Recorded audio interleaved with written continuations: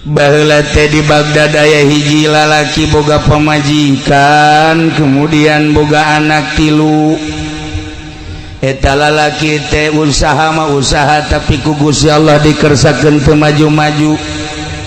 manehanana kulimah kuli tetapi gajihna teh ieu teu nyukupan kana kahirupan keluargana usaha naon bae ternyata orenganan teu nyukupan nyana ngobrol jeung pamajikanana aduh ieu urang dibere susah amat Gusti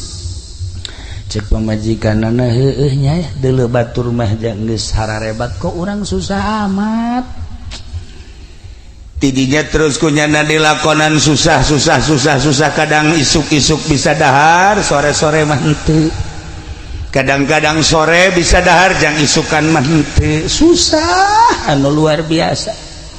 dilakonan hirup susah ku keluarga tersebut mang bulan-bulan bahkan aya taunna lain teu usaha tetapi Allah ngersakeun susah lain teu kuli tapi Allah ngersakeun susah hese lamun geus dikersakeun ku Gusti Allah susah nyana tengah peting ngadoa ka Gusti Allah ya Allah ya Rabb abdi geus ngalaksanakeun hirup sabara taun susah luar biasa tatangga sekitarna maka deuleuh jala lembar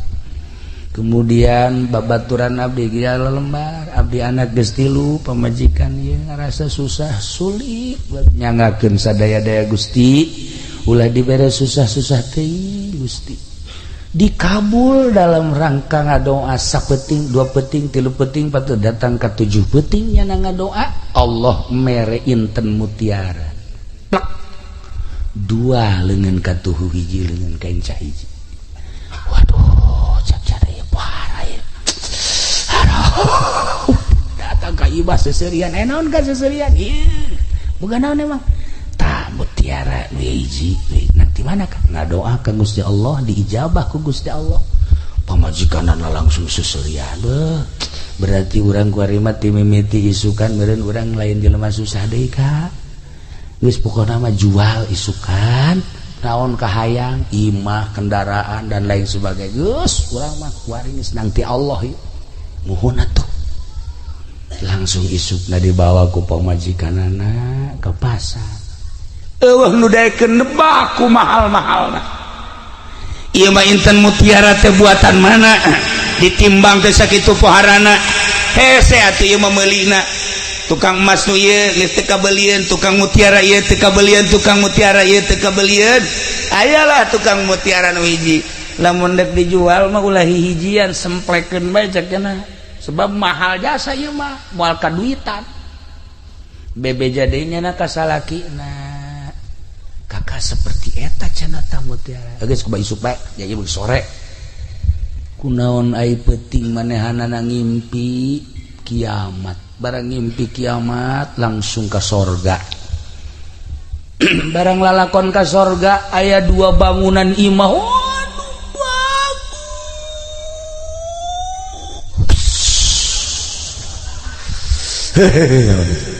kan lamun urang nyaritakeun eta imah bagus tuh bagus biasa bae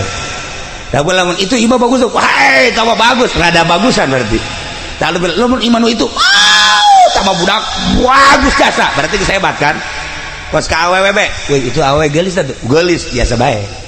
tapi lamun itu tuh itu bapak tuh mantap tambah geulis jasa tah mah nah eta geulis jasa berarti lamun itu tuh eta mah tah geus pohara geus berarti geus pohara tah mah geus aji pendi barang neuleuh ge kadinya langsung ngaguling bae geplak langsung kasurupan berarti kan geulis jasa iya makan di sorga ya Allah ya Rabb begitu datang ke sorga deuleuh 2 bangunan sakitu hebatna nanya-nyana ka malaikat aya eta naon woi istana menang teh kula kadenya menang sok di deuleuh ai istana jang sae sebenarnya cak malaikat jang anjeun jeung keluarga anjeun jang saha jang anjeun geus disadiakeun ku Gusti Allah ya Allah coba-coba golek ka hareup ka jero pas datang ka jero kentengna eueuh 2 malaikat ieu bangunan nu sakieu hebat kok bocor masa sih di surga anu bocor kieu cek malaikat teh bongan ente ngadoa ka Gusti Allah dicokot 2 kenteng dibuktikan mutiara lamun teh mah maneh tahan dina kasusahan teu ngadoa atuh moal bocor ta ieu teh dicokot tina kenteng dibuktikan mutiara terserah ente tah mah lamun deuk ditambal dibalikeun teh mutiara lamun teh mah ku ente dijual teh mutiara pake sesenangan di dunia atuh ente ka surga bocor hudangnya na aing boga istana namanya di surga bocor je emang di talaga mah heuh bala bocor aja di surga kujana di duluan batakna tina inten yakut masyaallah jendela-jendelana jeung lawangna tina emas nu lain emas model di dunia ya Allah ya Rabbi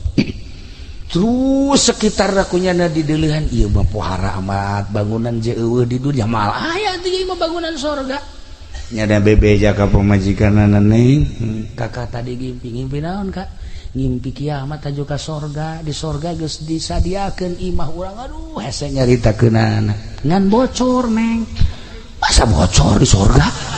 mah eta kentega eueuh 2 ku kakak ditanyakeun ka malaikat kok eta bisa bocor gitu gara-gara kakak ngadoa ka Gusti dicokotlah 2 kenteng dibuktikan mutiara tah nuku neng dijual teh eta teh kenteng sorga nu dibodip ku Gusti Allah jadi mutiara terserah ka neng tah lamun teh mah atuh deuk dijual bae pake sesenangan kurang nyeun imah kendaraan jin dahar segala rupa meureun ge urang di sorga boga istana bocor lamun teh mah atuh deuk dibalikeun deui berarti urang tahan moal kebal di dunia ieu jan nu sugih paeh nu susah mah komo atuh dari kuat neng cek nya teh kene ai kos kitu carana mah lah mending balikeun deui bae ka ditu ka kajian urang jeung moal kebal hirup di alam dunia urang kuari umur teh meureunanan geus aya 35 lamun datang ka 70 30 lah tahan kula malah kajian asal di surga bae masyaallah eta lamun urang boga pamajikan diajak musyawarah kasusahan hajeun mah iya karim surga dunia tah mah eta pan lain kitu pamajikan urang Cikupa mah heh Cikupa mah lain kitu ka tadi bangunna teu usaha-usaha ngojek ka gojek di pan kakak mah tuh bisa ngojek jabagan ngaji emangna seubeuh kumakan ngaji wah ieu pamajikan Cikupa blon ya barang di dieu KTP na urang Talaga aja beres lah ieu mah awewe kunain di Baghdad akhirna kumaha cek pamajikan anaka tahan kasusah kula mah asal di sorga engke bikin deui ka kakana doa deui ka Gusti Allah doa deui ya Allah ya Rabb abdi bere umpian ku Gusti daripada engke abdi ka sorga haju kurang sempurna bangunan nyanggakeun sadaya-daya cokot deui Gusti harita kene dicokot teh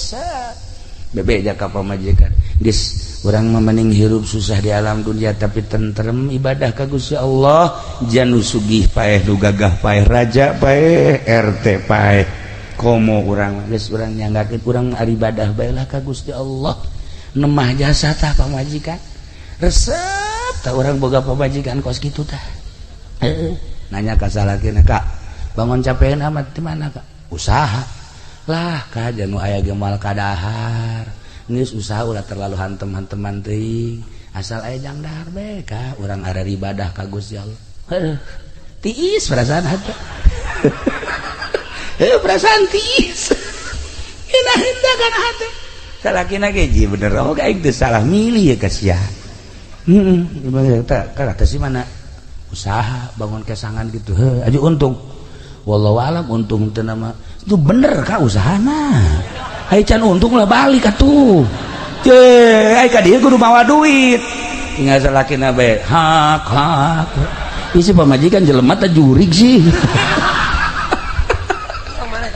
Talaga tapi lain Talaga dieu Talaga seberang ka ditu nah iyalah para jamaah kaum muslimin wal muslimat rahimakumullah nusugi nu gagah pejabat abri TNI kiai ustad santri masyarakat lalaki awewe artis masyarakat biasa ujung-ujung nama maut. Perhitungkan ku urang diri urang ketika maut geus puguh kiai mah maut loba amal na maca Quran sholawat zikir geus puguh ustad mah paeh teh maca Quran sholawat zikir sholat geus puguh santri mah maut teh ketika abuya anakna maut di bejaan careurik pan ka bebuya putra maut udah tabrakan masalah